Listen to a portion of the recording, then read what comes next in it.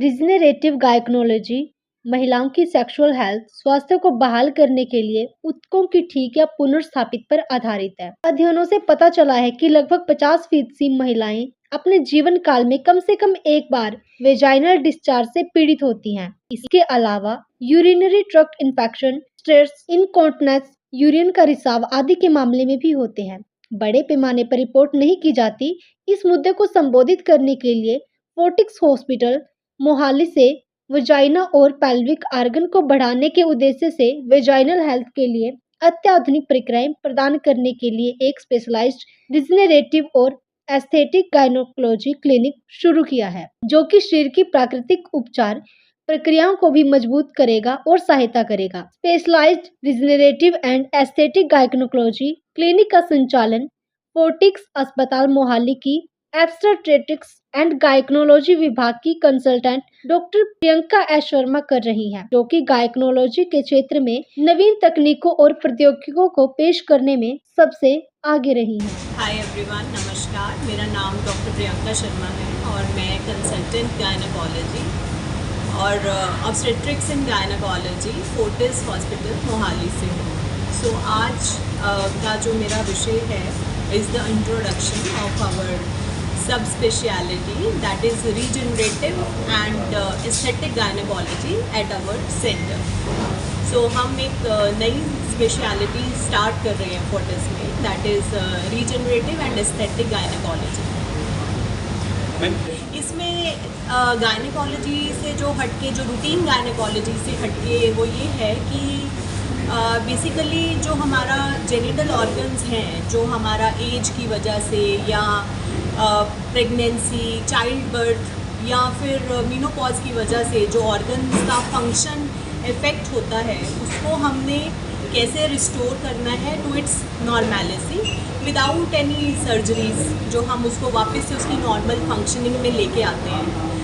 Because वो ना normal functioning में होके बहुत सारी प्रॉब्लम्स क्रिएट कर सकता है, जैसे कि पेशेंट को SUI रहता है जिसमें यूरिन लीकेज रहता है, या प्रोलैप्स हो जाता है, या फिर पेशेंट को बार बार यूरिन का इन्फेक्शन रहता है, और पेशेंट को वेजाइनल ड्राइनेस महसूस होती है, और इंटरकोर्स के समय में पेन रहता है। सो ये सब तरह की प्रॉब्लम्स अदरवाइज़ उसको आती हैं, फेस करनी पड़ती हैं। UTI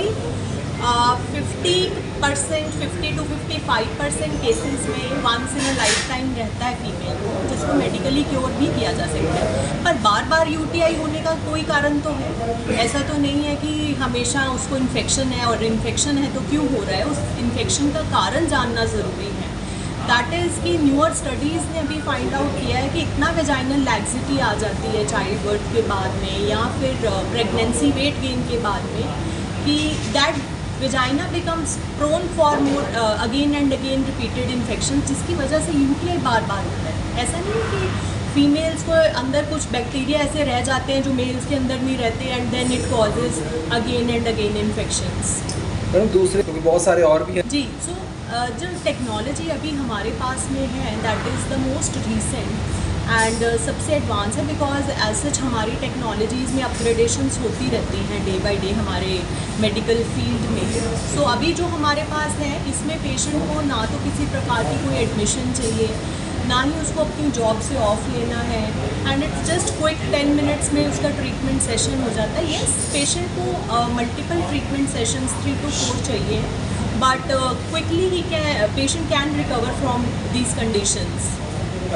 basically out patient OPD procedures ही हैं कि पेशेंट को इसके लिए एडमिशन की रिक्वायरमेंट नहीं है। पेशेंट ने आना है, अपना ट्रीटमेंट करवाना है और चले जाना है।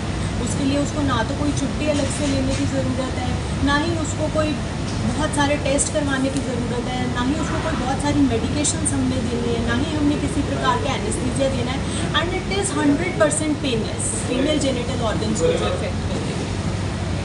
Menopause just not affect mentally, emotionally, but it also affects physically as well.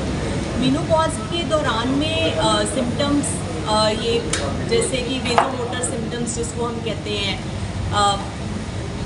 Palpitations होना, धड़कन का बढ़ना, स्वेटिंग हो जाना, गर्मी लगना, मूड इरिटेबिलिटी, ये सब हार्मोनल लॉस की वजह से रहता है। But menopause is something natural, it has to come, इसको तो आना ही है। इस नेचुरल इवेंट को हम प्रिवेंट नहीं कर सकते, but with our various modalities हम इसके इन सिम्टम्स पे काम कर सकते हैं। बट मेनोपॉज के साथ साथ और बहुत सारे सिम्टम्स आते हैं, जैसे वल्गोवेजाइनल एट्रोफी हो जाती है, पेशेंट को हमेशा ड्राइनेस रहती है, नीचे इचिंग की प्रॉब्लम रहती है। बार बार पेशेंट इसी कंप्लेंट के साथ आता है कि मुझे कोई बीमारी हो गई है कि इसमें इचिंग मुझे नीचे अपने प्राइवेट ऑर्गन्स में इतना रहता है।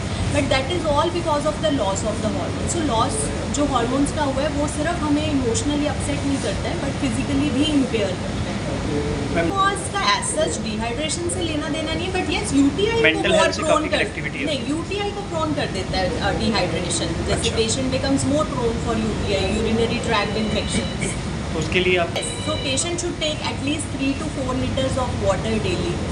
और अपना जो वेजाइनल एरिया है उसके लिए कोई स्पेशल क्रीम्स या ऑइंटमेंट्स या सोप्स यूज़ करने की ज़रूरत नहीं है। You just clean it with clean water and dab dab dab it, इसको ड्राई करना है। That is it. लूज आप अंडरवेयर्स अपने पहन सकते हैं रात के टाइम सोने में। अदरवाइज़ और कोई ऐसा नहीं है कि आपको ये भी खाना है या वो भी खाना है या क्रीम्स यूज़ करनी है to make that area hygienic. News express India के लिए पर्सन बर्मन की रिपोर्ट।